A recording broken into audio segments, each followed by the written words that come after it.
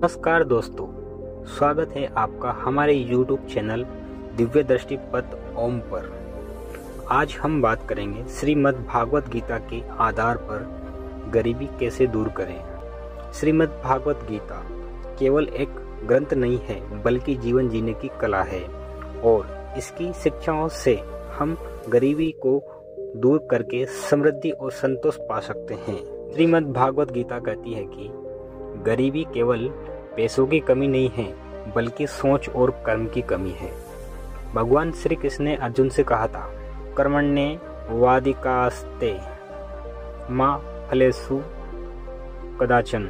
इसका मतलब यह है कि हमें फल की चिंता छोड़कर निरंतर सही कर्म करते रहना चाहिए। जब इंसान मेहनत छोड़ देता है, सोच में आलसी हो जाता है या केवल भाग्य पर निर्भर रहता है, वहीं से गरीबी जन्म लेती। सोच बदलो, गरीबी बदल जाएगी। श्रीमद् भागवत गीता कहती है कि इंसान खुद ही खुद को ऊपर उठा सकता है और कोई नहीं। अगर हम सोचते हैं कि मैं गरीब हूँ, मैं नहीं कर सकता, तो यह सोच हमें जकड़ लेती है। गरीबी मिटाने के लिए सबसे पहले सकारात्मक मन और आत्मविश्वास होना चाहिए। आपकी सोच बदलो, गरीबी खुद हटने लगेगी। कर्म योग, गरीबी मिटाने का मार्ग। गीता में सबसे महत्वपूर्ण शिक्षा कर्म योग है। मतलब है अपने काम को ईमानदारी और लगन से करना चाहिए, बिना आलस्य और बिना परिणाम की चिंता किए बिना। उदाहरण के लिए, किसान हो तो खेती को पूजा मानकर करो, व्यापारी हो तो ईमानदारी से व्यापार करो, छात्र हो तो पूरी लगन से पढ़ाई करो। जब काम ही पूजा बन जाएगा तो लक्ष्मी समृद्धि अपने आप ही आएगी। भक्ति और समर्पण से समृद्धि।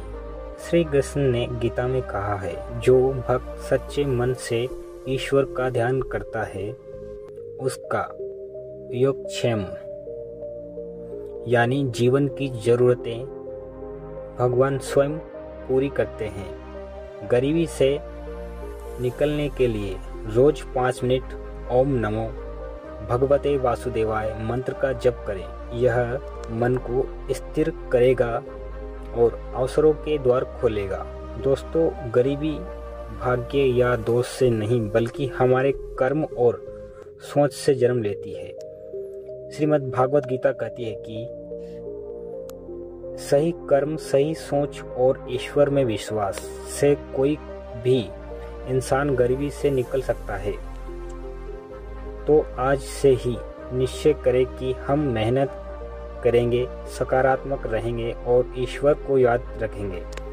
गरीबी मिटेगी और समृद्धि अपने आप आएगी। दोस्तों, मैं मानता हूँ कि कभी कभी हमें ऐसा लगता है कि हमारी मदद न भगवान कर रहे हैं और हम मेहनत भी फुल कर रहे हैं, पूरी तरह से अच्छी तरह से मेहनत कर रहे हैं, पूरी लगन से मेहनत कर रहे हैं, फिर भी हमारे जो हालात हैं वह नहीं सुधर रहे हैं या वो नहीं ठीक हो रहे हैं। तो आप चिंता ना करें।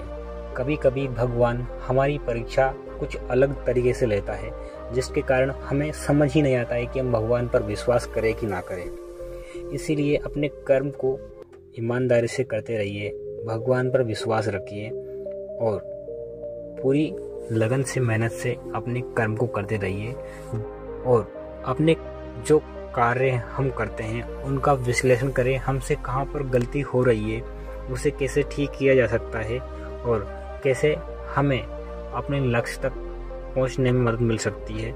ये सब चीज़ें हमें खुद ही थोड़ा बहुत रिसर्च करके या खोज करके देखना होगा, क्योंकि कभी कभी हमारी परीक्षाएं भगवान लेते हैं तो हम समझ नहीं पाते कि हम लोग क्या करें। इसीलिए आप सब पूरी ईमानदारी से मेहनत करिए, पूरी लगन से मेहनत करिए और भगवान पर विश्वास रखिए, अपने आप पर विश्वास रखिए और कर्म को ईमानदारी से करते रहिए।